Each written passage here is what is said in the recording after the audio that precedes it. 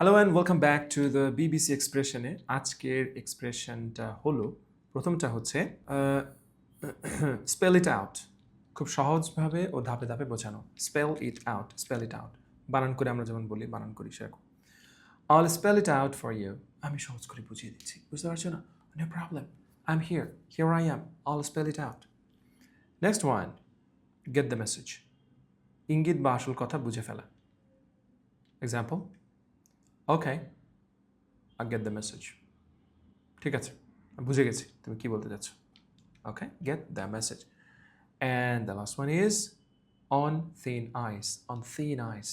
মানে ঝুঁকিপূর্ণ অবস্থায় থাকা থিন আইস বরফের খুব পাতলা আস্তরণ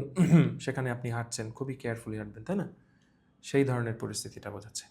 হি is on thin ice with his boss সে তার বসের সাথে খুব ঝুঁকিপূর্ণ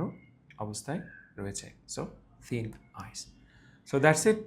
ভালো থাকুন সবাই দেখা হচ্ছে পরের ভিডিওতে বাই